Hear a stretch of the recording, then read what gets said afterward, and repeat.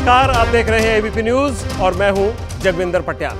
Public interest में आप रोज ऐसी खबरें देखते हैं जिनका आपसे सीधा रिश्ता है। पटियाल अकेला ऐसा पत्रकार है जो हिंदी न्यूज में प्राइम टाइम में उन्हें मुद्दा बनाता है जिनकी आवाज छोटी समझकर दबा दी जाती है। हर छोटी आवाज के बड़े मंच पर देश का स्वागत है। चुनाव आयोग ने आज चुनाव में चंदा देने वालों के नाम जारी कर दिए हैं। ये वो लोग हैं जिन्होंने पॉलिटिकल पार्टीज को चंदा देने के लिए एसबीआई से बॉन्ड खरीदे थे। सुप्रीम कोर्ट के आदेश पर हुए इस एक्शन के बाद किस किस का नाम चंदे की लिस्ट से बाहर आया है, ये मैं आज देश के वोटर्स को बताऊंगा। दूसरा परीक्षण देश के चुनाव में होने वाले बड़े बदलाव की आहट का है। एक देश एक कानून के लिए बनी कमेटी और अब वो एक देश एक चुनाव के लिए अपनी रिपोर्ट दे दी गई है राष्ट्रपति को उस कमेटी ने, जिसका नाम है रामनाथ कोविंद की कमेटी। अगर रिपोर्ट स्वीकार की जाती है तो 2029 से देश में एक साथ लोकसभा, विधानसभा, नगरपालिका और पंचायत के चुनाव होंगे। इसके लिए संविधान में संशोधन जरूर करने पड़ेंगे। लेकिन पटियाल आज इसके साथ एक सवाल भी पूछेगा कि देश में चुनाव के लिए सारा विज्ञान है, लेकिन युवाओं के लिए क्या सिर्फ ज्ञान है? बहुत अच्छी कहानी है, सुनिएगा। इसमें आपके घर के बड़े बेटे बेटियों के भविष्य का सवाल भी है। आज मैं देश के छोटे छोटे बच्चों की आंखों पर मंडरा रहे खतरे का भी परीक्षण करूंगा। आपकी आंखों के तारों का जीवन गहरे अंधेरे से बचाना है तो जरूर देखें। देश के सबसे बड़े अस्पताल ने यह रिपोर्ट जारी की है। अगर आप रेस्टोरेंट में खाना खाने जाते हैं और आपको बोतलबंद पानी खरीदने पर मजबूर किया जाता है, जो कि अक्सर होता है, तो मेरा आपको यह परीक्षण जरूर देखना चाहिए, क्योंकि मैं आपको बताऊंगा कि ग्राहक ने साफ पानी अगर नहीं दिया या ग्राहक को साफ पानी के नाम पर ब्लैकमेलिंग की तो वो कितनी महंगी पड़ सकती है।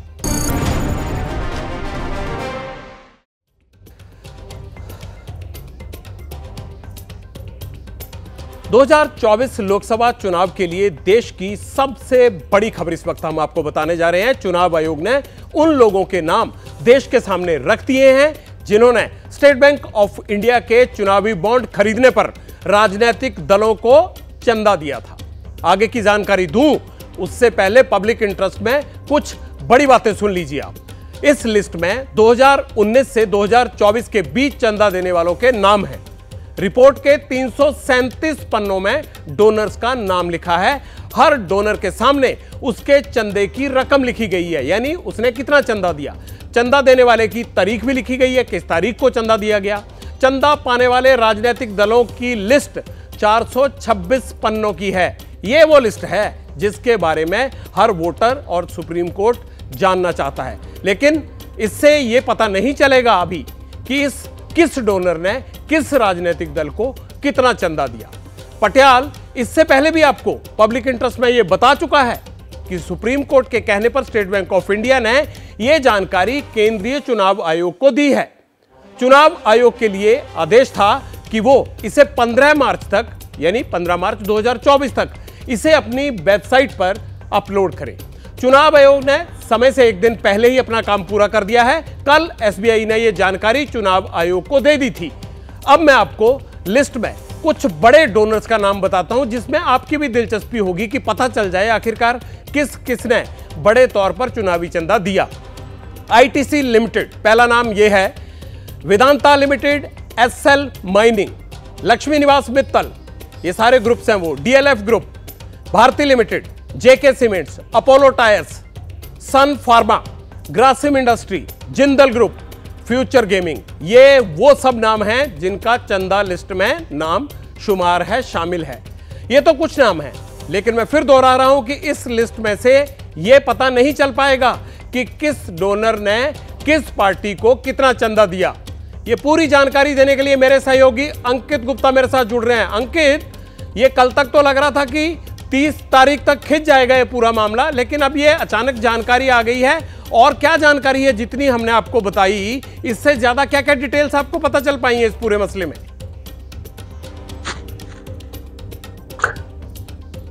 जगविंदर, एक चीज इसमें साफ हो गई है कि देखिए, जिस बात का आपने जिक्र किया ना कि यहाँ पर जो है जानकारी जरूर आ गई है, लेकिन ये जानकारी 44,000 लोगों का डेटा है। यानी कि अगर आप राजनीतिक दलों के हिसाब से देखेंगे और डोनर्स के हिसाब से देखेंगे तो 22,000 लोगों की जो है जानकारी है और 44,000 लोगों के बारे में जानकारी है। और फिलहाल अब तक मैंने जितना देखा है तो इसमें अगर आप ये जानना चाहें, सीधे तौर पर मैं एक दर्शक के तौर पर बात कर रहा हूं, अगर मेरी दिलचस्पी इसमें है कि क्या अडानी का नाम है, क्या अंबानी का नाम है, जैसे कि राजनीतिक दल जो है अमूमन आरोप प्रत्यारोप करते रहते हैं कि बड़े बड़े राजनीतिक घराने जो है डोनेशन देते रहते हैं, तो आपको वहां पर सीधे तौर पर अडानी इंडस्ट्रीज का या अंबानी इंडस्ट्रीज का नाम नजर नहीं आएगा।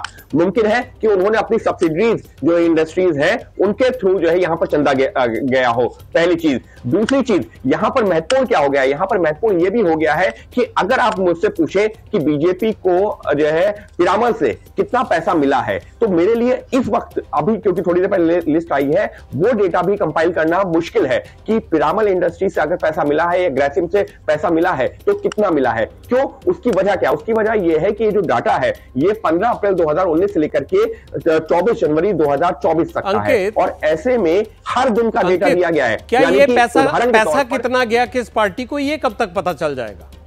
ज्यादा क्यूरियोसिटी उसमें है। देखिए, वो बिल्कुल आपकी क्या, तमाम लोगों की क्यूरियोसिटी उसी में है, और मैं भी यही उसी का आकलन करने की कोशिश कर रहा था, लेकिन यकीन मानिए कि उसमें वक्त लगेगा। और यहां पर एक चीज जगविंदर मैं आपसे और साझा करना चाहूंगा, सुप्रीम कोर्ट में जब सुनवाई हो रही थी तो एसबीआई ने यही कहा था कि वो एक जो है एक कंपाइल्ड वे में, एक व्यवस्थित तौर पर यह बताना चाहते हैं कि किस फर्म ने कब जो इलेक्टोरल बॉन्ड खरीदा और किस राजनीतिक दल को दिया, और उस राजनीतिक दल ने उसको कब एनकैश किया। सुप्रीम कोर्ट में एसबीआई की दलील थी और इसी के लिए उन्होंने वक्त की मांग की थी, लेकिन सुप्रीम कोर्ट का आदेश यह था कि आपके पास जो डाटा है जैसे फॉर्म में है आप चुनाव आयोग को दे दीजिए। आज की तारीख में वो डेटा तो जरूर आ गया, लेकिन आपको यही नहीं पता कि किस राजनीतिक घराने ने किस जो है पार्टी को पैसा दिया और वो पैसे को कब जो है उस राजनीतिक दल ने। अंकित, अगर इतनी बात पता लग गई है तो जाहिर सी बात है कि वो दिन भी जल्दी आ जाएगा जब ये भी पता चल जाएगा कि किसने किसको कितना चंदा दिया है। खैर, ये महत्वपूर्ण जानकारियां देने के लिए बहुत बहुत शुक्रिया आपका।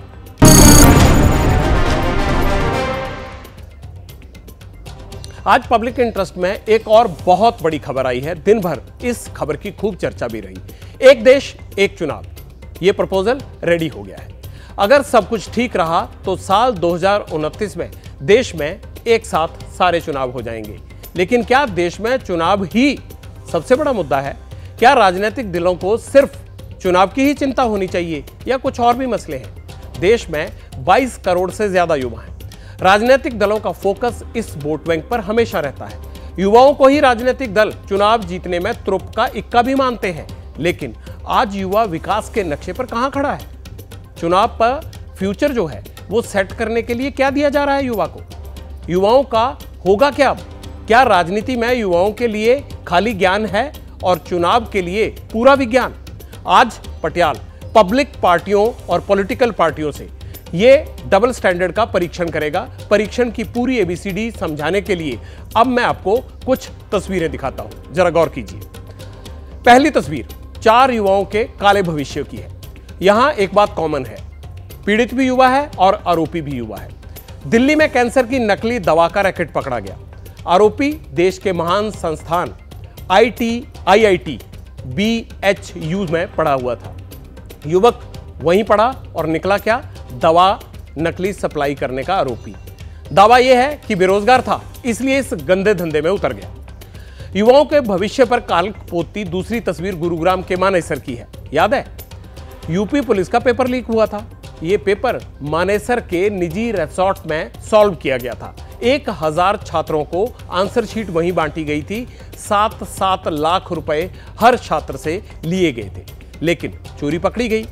युवा ही पेपर सप्लायर था और युवा ही परीक्षा रद्द होने का शिकार भी बने। अगली तस्वीर देखिए, देश के पढ़े लिखे बेरोजगार अब विदेशों का रुख कर रहे हैं। अच्छी नौकरी की चाह में मानव तस्करों का शिकार भी हो रहे हैं।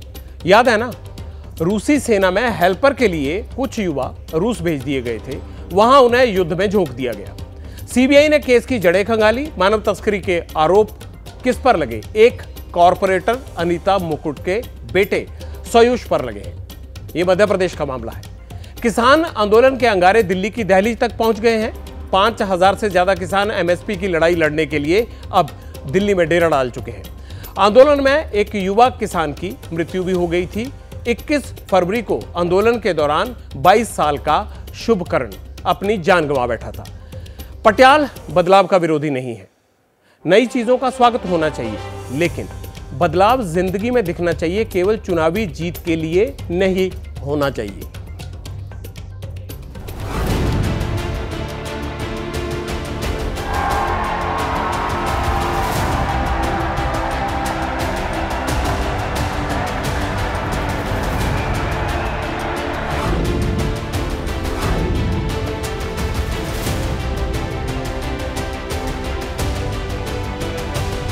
एक साथ चुनाव होना चाहिए और एक साथ चुनाव होने से विकास के बहुत सारे अवसर मिलते हैं। अलग अलग राज्यों में अलग अलग प्रकार के चुनाव जब पूरे साल चलते हैं तो विकास बाधित होता है। मोदी जी का मकसद क्या है? One nation no election.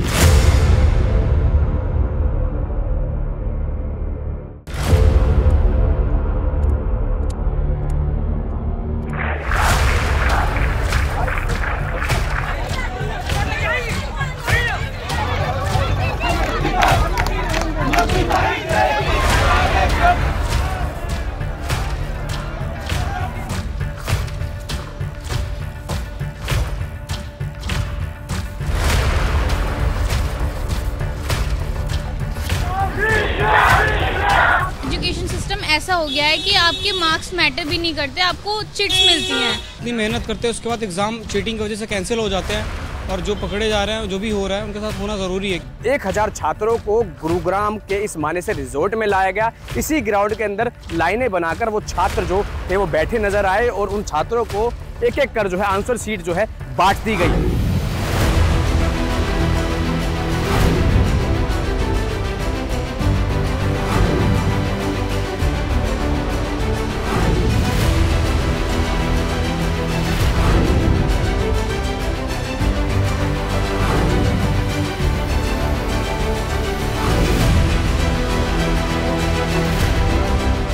इसमें जितने भी लोग थे वो सब मेडिकल लाइन से जुड़े हुए हैं। इसमें जो इनके मास्टरमाइंड थे वो एक मोती नगर में डीएलएफ में उन्होंने 2 फ्लैट्स ले रखे थे जहाँ पे वो फैक्ट्री चला रहे थे। हम भी वही दवाइयाँ खा रहे हैं, हमारे परिवार में से किसी को कुछ हो जाए तो कौन जिम्मेदार होगा? सरकार।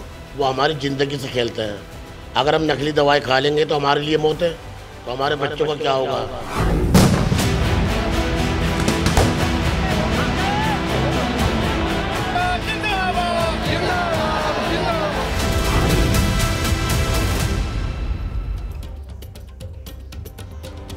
देश के लिए वन नेशन वन इलेक्शन क्यों जरूरी है, इसे कैसे लागू किया जा सकता है, इसके लिए केंद्र सरकार ने एक कमेटी बनाई थी। आज उस कमेटी ने एक देश एक चुनाव पर अपनी रिपोर्ट राष्ट्रपति को सौंप दी। 18,626 पन्नों की रिपोर्ट में एक देश एक चुनाव का पूरा मसौदा मौजूद है, जिसकी बड़ी बातें पटियाल आज आपके सामने रख रहा है। साल 2029 से नया चुनावी सिस्टम लागू करने की सिफारिश है, जिसके बाद एक साथ 2 चरणों में लोकसभा, विधानसभा, नगर निकाय और पंचायत चुनाव कराए जाने के लिए ये मसौदा रखा गया है। पहले चरण में लोकसभा और विधानसभा के चुनाव होंगे और दूसरे चरण में नगर निकाय और पंचायत के चुनाव होंगे। दोनों चुनावी फेज के बीच में कितना अंतर होगा? 100 दिन का गैप होगा, और ये गैप इसी तरह से सुझाया गया है ताकि कोई दिक्कत ना आए। मतलब देश के लोकसभा चुनाव के बाद जिन विधानसभाओं का चुनाव होगा या पहले जो चुनी गई विधानसभाएं होंगी, सबकी सीमा अब लोकसभा चुनाव ही होंगे, यानी समय वही होगा, अरसा वहीं खत्म होगा, वहीं से शुरू होगा।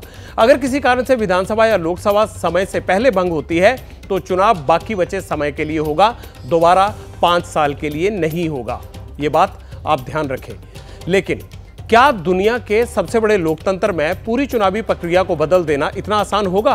कोविंद कमेटी ने जो रिपोर्ट पेश की है उसके लिए संविधान संशोधन की बात भी कही गई है। देश में वन नेशन वन इलेक्शन लागू करने के लिए क्या करना पड़ेगा? करना यह पड़ेगा, संविधान के 5 अनुच्छेद 83, 85, 172, 174 और 327 में बदलाव करना पड़ेगा। अनुच्छेद 83 जिसमें लोकसभा का कार्यकाल बढ़ाने का प्रावधान है, अनुच्छेद 85 जो राष्ट्रपति को लोकसभा भंग करने और सत्र बुलाने का अधिकार देता है, अनुच्छेद 172 जिसमें संसद को विधानसभा का कार्यकाल बढ़ाने का अधिकार मिलता है। अनुच्छेद 174 में राज्यपाल का विधानसभा भंग करने का अधिकार, अनुच्छेद 327 में लोकसभा विधानसभा के परिसीमन और मतदाता सूची बनाने का अधिकार शामिल हैं। ये सब जो है अमेंड होंगे।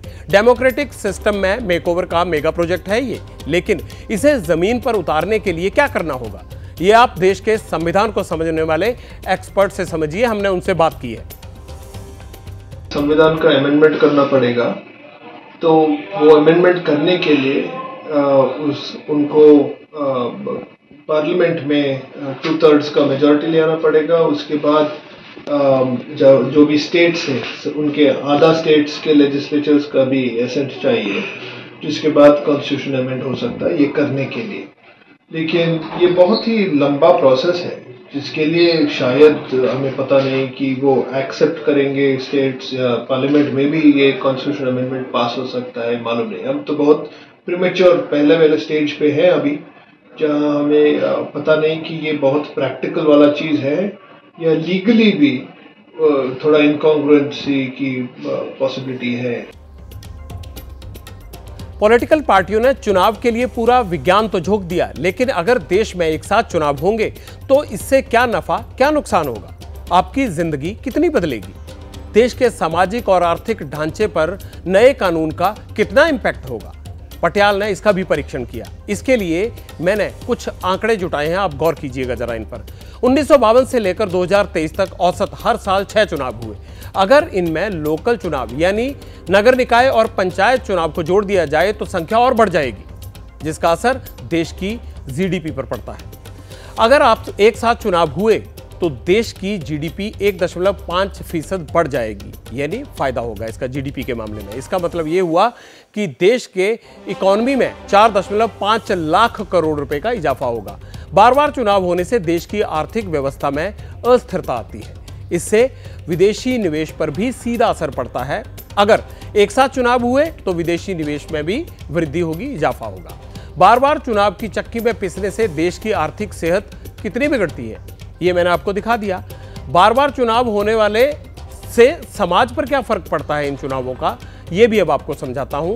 बार बार चुनाव होने से देश में अपराध का ग्राफ बढ़ता है। मैंने इसका भी परीक्षण किया, आप इस पर गौर कीजिए। चुनाव होते हैं तो पुलिस और पैरामिलिट्री फोर्सेस जो होते हैं उनके जवान को इलेक्शन ड्यूटी लगती है, वहां जाना पड़ता है। क्राइम कंट्रोल नहीं हो पाता। अगर पुलिस थाने में रहेगी तो क्राइम का ग्राफ कंट्रोल में रहेगा। चुनाव आता है तो मॉडल कोड ऑफ कंडक्ट लग जाता है, यानी सरकार इस पीरियड में जनहित से जुड़ी कोई भी योजना लॉन्च नहीं कर पाती है, तब तक वो योजनाएं रुक जाती हैं। एक देश एक चुनाव का आप पर क्या असर पड़ेगा, पटियाल ने इसकी भी खोजबीन की। कोविंद कमेटी की रिपोर्ट में इस बात का जिक्र है कि देश में 3 महीने और अलग अलग राज्यों में 4 महीने मॉडल कोड ऑफ कंडक्ट लगता है। इससे आम पब्लिक को नई योजनाओं का लाभ नहीं मिल पाता है, क्योंकि आचार संहिता में कोई नया नीतिगत फैसला नहीं लिया जा सकता। अब आपके काम की बात, अगर देश में एक साथ चुनाव हुए तो महंगाई दर घटेगी। कोविंद कमेटी रिपोर्ट यही कहती है और इसका जिक्र भी उन्होंने किया है अपनी रिपोर्ट में। एक देश एक चुनाव की रिपोर्ट तैयार करने का एक अंक गणित मैंने भी तैयार किया है, अब आप उसे भी समझ लीजिए।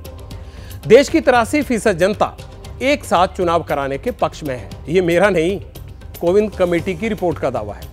जबकि 17% लोग चाहते हैं कि देश में एक साथ चुनाव नहीं होने चाहिए। तो जो चाहते हैं उनकी संख्या बहुत बड़ी है और जो नहीं चाहते उनकी बहुत कम है।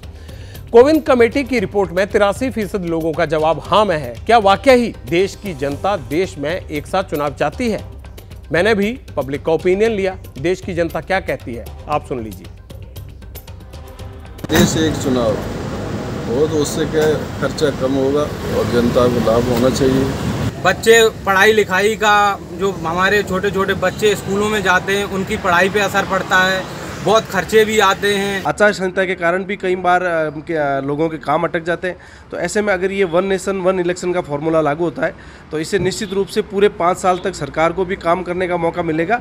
दोनों जो कैंडिडेट होते हैं तो वो एक तो नेशन के लिए चुना जाता है और एक कैंडिडेट है ना जो अपने एरिया के लिए चुना जाता है। वोटर ये जजमेंट नहीं कर पाता कि मैं किसको वोट दूं, कौन सी पार्टी को वोट दूं, उसका वोटिंग गलत हो सकता है। 5 साल में सरकार को 3 साल नहीं मिलते काम करने के लिए, 5 साल में 3 साल नहीं मिल रहे, तो गरीब आदमी का काम कैसे होगा? जनता के हित में पहले बढ़िया कदम उठाइए, उसके बाद वन नेशन वन इलेक्शन की बात की। One nation one education, one nation one health. आम जनता की बात अलग है, ये राजनीतिक पार्टी पे ज़्यादा असर पड़ेगा और आम जनता को इससे कुछ नहीं होता है। इलेक्शन कभी हो, जनता को वोट देना है। जनता हमेशा ठगा हुआ ही महसूस करता। आज यहाँ पे इलेक्शन हो रहा है लोकसभा का, कहीं विधानसभा का, तो इससे तो जनता को फायदा है नहीं। एक साथ जब चुनाव होगा तो एक साथ सब 5 साल एकदम सरकार जो बनेगी वो बेहतरीन काम करेगी। एक देश में बार बार चुनाव होते हैं तो क्या नुकसान होता है, इसकी केस स्टडीज भारतीय शिक्षा प्रणाली में भी मिलती है। वोटिंग सेंटर के लिए स्कूल का इस्तेमाल होता है और वोटिंग ड्यूटी के लिए टीचर्स का। केवल इस वजह से कक्षा 1 से 5 तक के एडमिशन में आधा फीसद की गिरावट आती है। कर्नाटक चुनाव में एक रिसर्च हुआ था जिसमें पता चला कि 38% टीचर की ड्यूटी चुनाव में लगती है। कोविड के दौरान चुनाव में यूपी टीचर्स एसोसिएशन ने यह दावा भी किया था कि इलेक्शन ड्यूटी के दौरान 1621 शिक्षक और स्टाफ की मृत्यु हो गई, जबकि 2007 में सुप्रीम कोर्ट ने यह भी कहा था कि टीकाकरण और चुनाव में टीचर्स को क्लास छोड़कर ड्यूटी करने के लिए नहीं कहा जा सकता। और सोचिए, जब बार बार अलग अलग तरह से चुनाव होते रहते हैं तो अन्य विभागों में कितना नुकसान होता है। दावा है कि अगर एक साथ सब चुनाव होंगे तो यह नुकसान और कम हो जाएगा। देश में चुनावों का एक और चौंकाने वाला आंकड़ा मेरे पास है, वो मैं आपको सुनाता हूं, बताता भी हूं। उसके बाद बताऊंगा कि देश एक चुनाव के बारे में राजनीतिक दल क्या सोचते हैं, राजनीतिक दलों की एक चुनाव को लेकर क्या राय है। अभी जो चुनाव होते हैं वो 5 साल में क्या होता है, क्या करते हैं। एक लोकसभा चुनाव होता है, विधानसभा और यूटी में 31 चुनाव, ग्राम पंचायत के 2,56,990 चुनाव हुए, नगर निकाय के 3,408 चुनाव होते हैं। ये पूरा आंकड़ा मैं बता रहा हूं जितने अब तक होते हैं। अब मैं आपको बताता हूं कि एक देश एक चुनाव का समर्थन कितने राजनीतिक दलों ने किया है। कोविंद कमेटी ने एक देश एक चुनाव के लिए 62 दलों को अप्रोच किया था, उनकी राय जानने की कोशिश की। 47 राजनीतिक दलों ने इस पर रिस्पॉन्ड किया। 47 में से 32 राजनीतिक दल ऐसे थे जिन्होंने एक देश एक चुनाव का समर्थन किया। 15 राजनीतिक दलों ने विरोध जताया और 15 ही राजनीतिक दलों ने कोई प्रतिक्रिया नहीं दी। जिन राजनीतिक दलों ने एक देश एक चुनाव का विरोध किया उनमें आम आदमी पार्टी, बहुजन समाज पार्टी और सीपीएम शामिल हैं। ये मोटा मोटी जानकारी मैं आपको बता रहा हूं जो कोविंद कमेटी में इसका जिक्र है। लेकिन पटियाल का काम पब्लिक की बात को आगे लाना। पटियाल का मानना है कि अगर बेहतरी के लिए बदलाव जरूरी है तो यकीनन ऐसा होना चाहिए। नए सिस्टम में चुनाव की फ्रीक्वेंसी अगर बदल जाती है, लेकिन क्या चुनाव बाद में होने वाले कामकाज में भी कोई असर पड़ेगा इसका? क्या युवाओं के लिए कोई ठोस नीति होगी? क्या पेपर लीक, नकली दवा में फंस रहा युवा, किसान आंदोलन में गोली खा रहा युवा, विदेश में नौकरी के लिए जान जोखिम में डालने वाले युवा की जिंदगी कुछ बदलेगी? उसमें कुछ बदलाव होगा या नहीं? BHUIT जैसी संस्था में पढ़ा युवक अगर नकली दवा के नेटवर्क के आरोप में गिरफ्तार होने लगे तो हमारे सिस्टम के लिए इससे शर्मनाक बात और हो नहीं सकती। कैंसर की नकली दवा से जुड़ा जो गिरोह पकड़ा गया है उसका एक मेंबर आदित्य कृष्णा BHUIIT, देखिए कितना बड़ा प्रतिष्ठित संस्थान है, वहां से इंजीनियरिंग की पढ़ाई कर चुका है। लेकिन डिग्री के दम पर भविष्य संवारने की बजाय ऐसे युवा शीशियों में नकली दवाएं भरकर मुनाफे के लिए न सिर्फ कैंसर मरीजों की जान जोखिम में डाल रहे हैं बल्कि देश की साख पर भी बट्टा लगा रहे हैं। इतना पढ़ा लिखा युवक ऐसा काम कैसे कर सकता है? ये हमें, आपको, सबको, हमारे नेताओं को, अफसरों को सोचने की जरूरत है।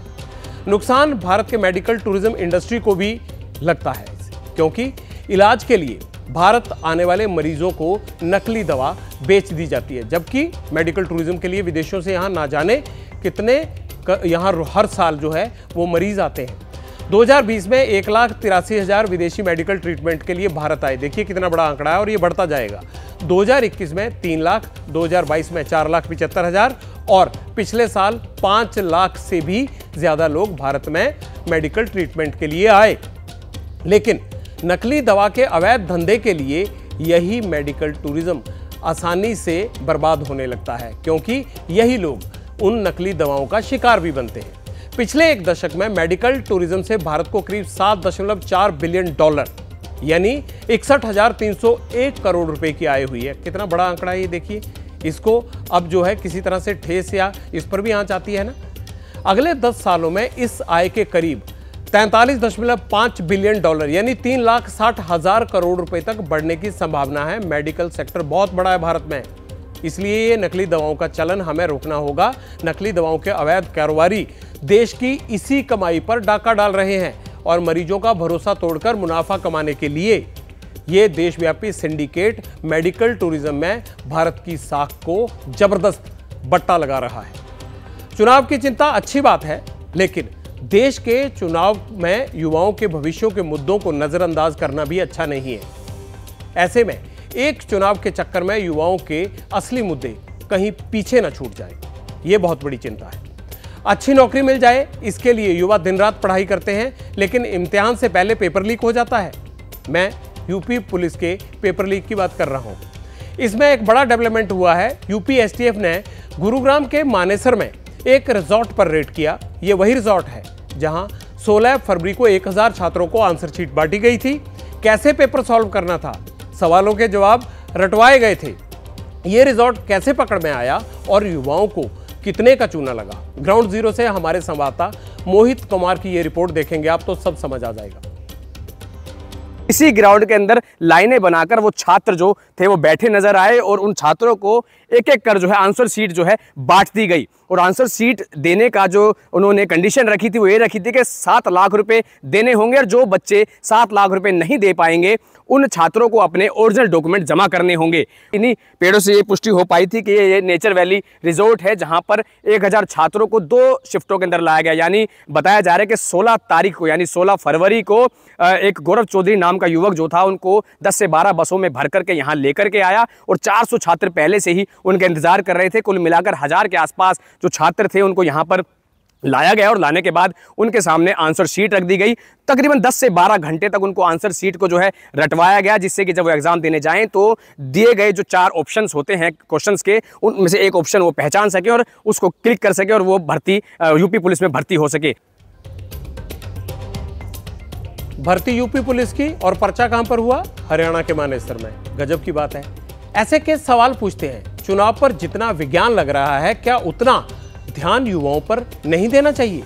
मैं ऐसा क्यों बोल रहा हूं? अब आपको मैं युवाओं से हुए छल की एक और कड़वी हकीकत बताता हूं। कुछ दिनों से यह खबर सुर्खियों में है। पढ़े लिखे कई नौजवान रूस गए। मानव तस्करों ने उन्हें वादा किया था कि रशियन आर्मी में हेल्पर की नौकरी करेंगे आप, वहां आर्मी की हेल्प करनी है आपको, लेकिन उन्हें जबरन युद्ध में झोंक दिया गया। 2 युवाओं की वहां मौत भी हो गई है। अब इस केस में भी एक नया मोड़ आ गया।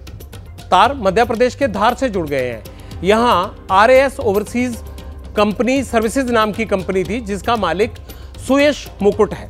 पता ये चला है कि ये मुकुट साहब कौन है? ये बीजेपी लीडर अनीता मुकुट के बेटे हैं। अनीता मुकुट धार नगरपालिका के वार्ड नंबर 4 से पार्षद हैं। जब जनप्रतिनिधियों के बच्चे पर ही ऐसे संगीन इल्जाम लगेंगे तो सवाल तो उठना लाजमी है, और सवाल उठे भी क्यों ना। नीति निर्धारकों को सोचना भी चाहिए, ये ऐसी पॉलिसीज बनानी चाहिए जो जनहित में हो। परिवर्तन संसार का नियम है। चुनाव पैटर्न में बदलाव हो, देश का पैसा बचे। लेकिन अभी सुन लेते हैं कि इस धार वाले मसले को लेकर क्या रिएक्शन आ रहा है मध्य प्रदेश से।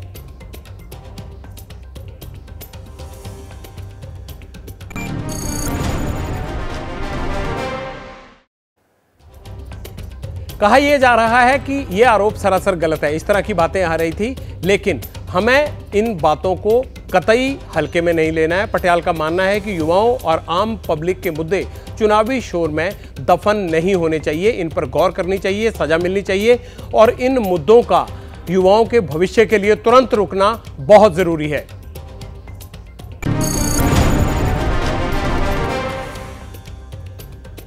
पब्लिक इंटरेस्ट में पटियाल अब आपकी आंख खोलने वाला परीक्षण करेगा, यानी जिससे देश की आंख खुल जाएगी। कहते हैं नजर का इलाज हो सकता है, लेकिन नजरिए का नहीं। पटियाल को आपके बच्चों की फिक्र है, इसलिए आज बच्चों की नजर और पेरेंट्स के नजरिए का परीक्षण होगा। बच्चों की नजर का परीक्षण इसलिए क्योंकि देश के सबसे बड़े अस्पताल एम्स की स्टडी में चौंकाने वाला खुलासा हुआ है, और पेरेंट्स के नजरिए के परीक्षण का कारण वो पेरेंट्स हैं जो अपने बच्चों को हर वक्त मोबाइल स्क्रीन से घेरे रखना चाहते हैं। पटियाल की इस कोशिश से आज अगर आपका नजरिया बदल जाएगा तो आपके बच्चों की नजर भी ठीक हो जाएगी। मायोपिया ये वो बीमारी है जिसका नाम शायद आपने सुना भी होगा। कम उम्र में बच्चों को मायोपिया बीमारी के कारण ही चश्मे लग रहे हैं। अपने आसपास देखेंगे तो छोटे छोटे बच्चे आपको चश्मे के बोझ से लदे हुए नजर आएंगे या मिलेंगे। बच्चों को घेर रही मायोपिया बीमारी पर दिल्ली एम्स यानी all India institute of medical sciences ने बड़ी रिसर्च की है। एम्स की इस रिसर्च में कई चौंकाने वाले खुलासे हुए। आपके बच्चों को मायोपिया से बचने के उपाय भी बताऊंगा, लेकिन पहले यह रिपोर्ट देख लीजिए कि आखिर यह बीमारी है क्या।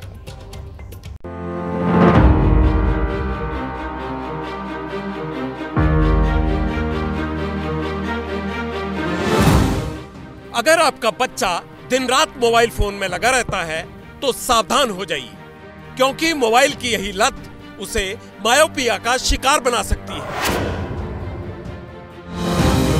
दिल्ली की सरोज गुप्ता की 2 बेटियां हैं। दोनों बेटियों को ही कम उम्र में चश्मा लग गया। छोटी बेटी को तो नर्सरी क्लास में ही रिफ्लेक्ट एरर की बीमारी ने घेर लिया था, तो बड़ी बेटी को 3rd क्लास में चश्मा लगाना पड़ा। और कारण है डिजिटल डिवाइस का हद से ज्यादा इस्तेमाल।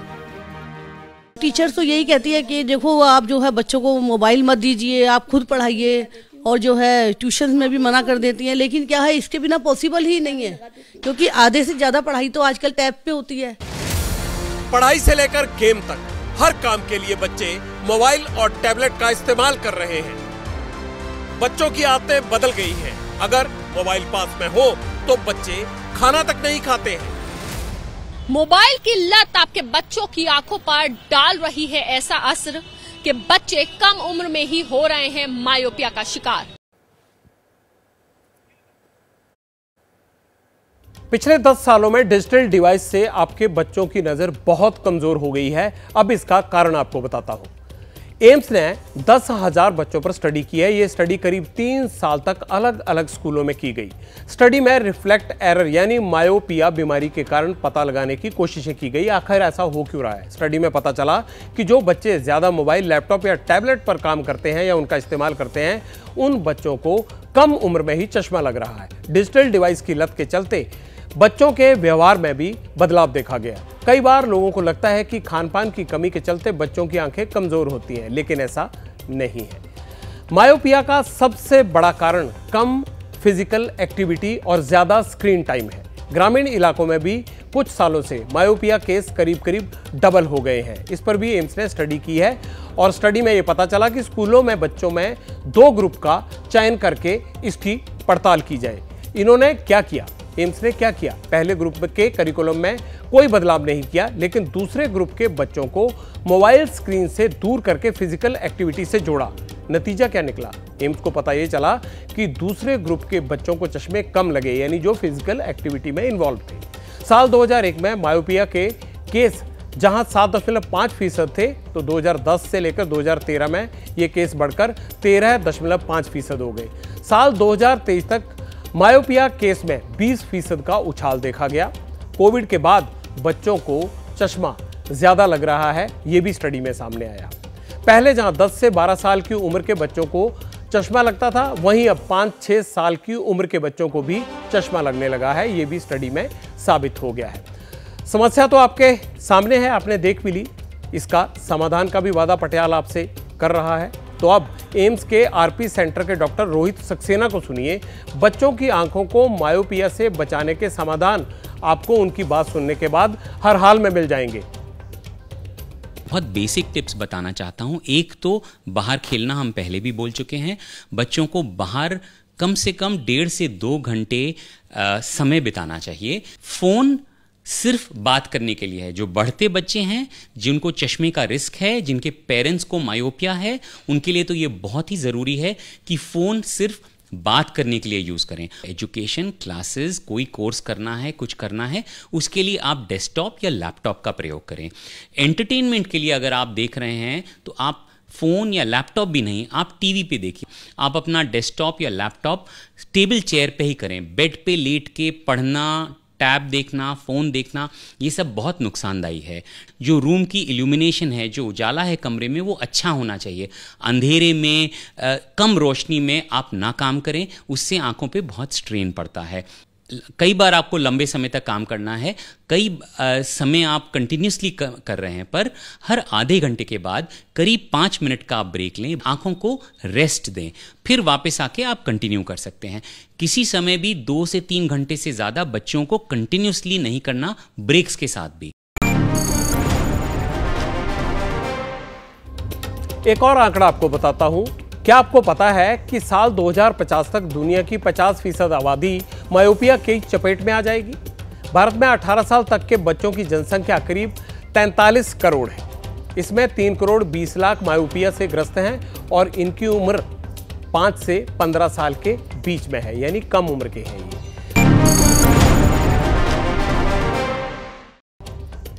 अब पटियाल पानी की उस बोतल का परीक्षण करेगा जो रेस्टोरेंट में आपको सर्व की जाती है। खाने की टेबल पर बैठते ही पानी के लिए पूछा जाता है आपको। सादे पानी और बोतल बंद पानी का ऑप्शन भी दिया जाता है, लेकिन माहौल ऐसा बनाया जाता है कि ग्राहक सादा पानी अपने जोखिम पर पिए। जहां खाने के साथ साफ पानी देना रेस्टोरेंट मालिक की जिम्मेदारी है, ग्राहक का हक है, उसकी जगह बोतल बंद पानी और उसका खर्च मजबूरी बन जाता है।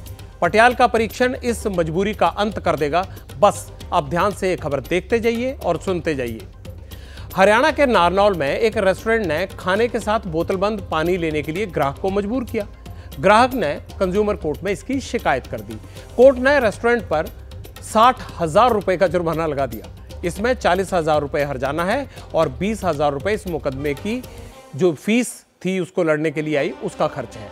साथ ही रेस्टोरेंट को बोतल बंद पानी पर 9% ब्याज चुकाने का आदेश भी दिया है। यह हर्जाना रेस्टोरेंट को 45 दिन के अंदर भरना होगा। अगर नहीं दिया तो 25,000 रुपए की पेनल्टी भी वसूली जाएगी। हमने रात को 9 बजे के लगभग हाईवे किंग पे खाना खाना था। वहां हम रुके, खाने का ऑर्डर प्लेस कर दिया। हमने खाना खाने लगे, इन बिटवीन वो बोतल रख गए पानी की। हमने मना कर दिया कि भाई जग का पानी दो, हम बोतल नहीं लेंगे। वो बोले जी यही मिलता है। मुझे तो ठीक है, हमने खाना खा लिया। उन्होंने बोतल के पैसे ऐड कर दिए, 19 रुपये 0.5 पैसा। जब हमने इसका बिल के बारे में पूछा भाई क्यों ऐड कर रखा है, तो उन्होंने बोले तो सबके ऐड होगा, हम पानी नहीं देते। मनमानी होटलों की, रेस्टोरेंटों की पानी को लेकर और टॉयलेट यूज करने को लेकर चल रही थी। जो सर्वोच्च न्यायालय के आदेशों की अवहेलना करते थे, उनको लेकर एक बड़ा मैसेज गया कि कोई भी होटल, कोई भी रेस्टोरेंट किसी आदमी को स्वस्थ पानी पिलाने से या टॉयलेट यूज करने से रोक नहीं सकता। भारत में पीने के पानी का कारोबार 20,000 करोड़ रुपए का है और इसमें बोतल बंद पानी की सबसे बड़ी हिस्सेदारी है। वैसे मैं आपको यह भी बता दूं कि 2017 में सुप्रीम कोर्ट ने रेस्टोरेंट और होटल में पानी की बोतल को MRP से ज्यादा कीमत पर बेचने को गलत माना था, लेकिन कई फूड चेन्स ग्राहकों को फ्री में साफ पानी उपलब्ध करवाने की बजाय अदालतों के इन आदेशों की नज़रअंदाजी भी कर रही हैं। और थिएटर में अगर अपना पानी आपको ले जाने की इजाज़त है तो कई बार वहाँ भी रोक दिया जाता है। अदालतों ने ये कहा था और उसका साफ ये मतलब था कि पानी आपका हक है, इसे आप मर्जी से चाहें खरीदें या ना खरीदें, लेकिन कोई होटल रेस्टोरेंट इसे खरीदने पर आपको मजबूर कर सकता है। अगर ऐसा कोई करे तो अब आप मेरी ये खबर ध्यान में रखिएगा, उसको जुर्माना भी लग सकता है। कि लोकसभा चुनाव के ऐलान से पहले केंद्र सरकार ने लोगों को राहत दी है। बड़ी खबर यह आ रही है कि केंद्र सरकार ने डीजल और पेट्रोल के दाम घटा दिए हैं। पेट्रोल और डीजल 2 रुपए प्रति लीटर सस्ता कर दिया गया है। कल सुबह 6 बजे से नई कीमतें लागू हो जाएंगी। देश में पेट्रोल डीजल के दाम में कटौती, और यह तब हुआ है जब इससे पहले LPG गैस सिलेंडर में 100 रुपए कम किए गए थे और सस्ता किया गया था CNG भी।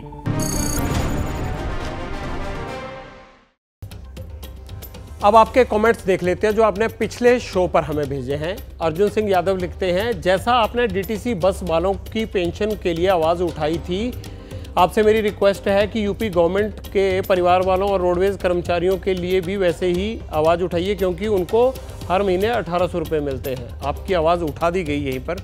यूपी सरकार ज़रूर आपके लिए कुछ करेगी। पब्लिक इंटरेस्ट में आज इतना ही। खबरों का सिलसिला आगे बढ़ाने के लिए मेरे सहयोगी अखिलेश आनंद स्टूडियो में पहुंच चुके हैं। कल रात 9 बजे पब्लिक इंटरेस्ट में फिर आपसे मुलाकात होगी। तब तक के लिए शुभ रात्रि।